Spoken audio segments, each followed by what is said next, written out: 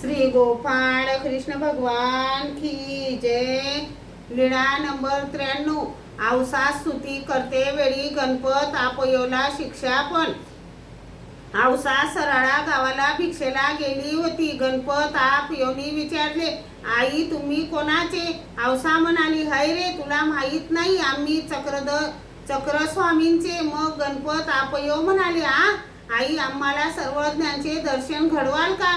औसा म्हणाली, हाय रे चक्रस्वामींच्या ठिकाणी मान मान्यता नाही रे, त्यांना राजा आणि रंक सारखेच।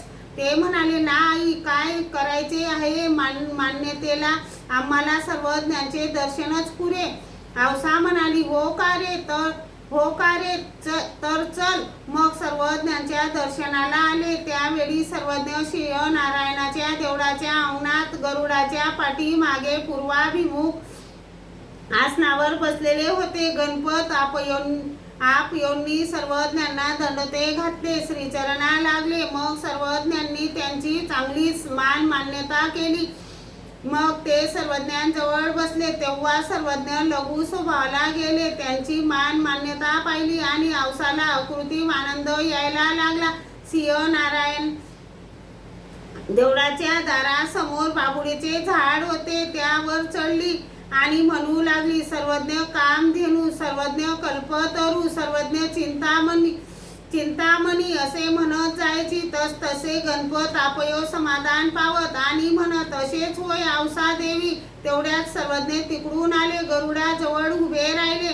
मग सर्वज्ञ म्हणाले, भटो तुम्ही विद्वान, तुम्हाला काही शास्त्र अवगत आहे? ही आऊ श्री माणूस ही चुकीची स्तुती करते काय, आणि तुम्ही समाधान पावता काय? कामधेनू ती एकाच्या दारासमोरचे ढोर, तसा काय परमेश्वर? कल्पतरू ते एकाच्या दारासमोरचे झाड, तसा काय परमेश्वरू? चिंतामणी तो एकाच्या गळ्यातला मणी, तसा काय परमेश्वरू? कई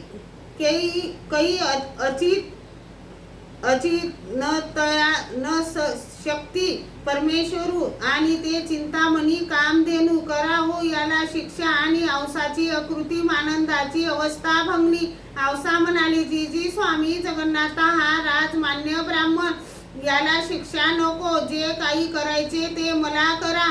मग झाडावरून उतरली, श्रीचरणा लागली। सर्वज्ञ अत्यंत सुंदर मराठी बोलतात असे गणपत आपयोच्या मनात त्यावेळी ठसले। श्री गोपाळ कृष्ण भगवान की जय।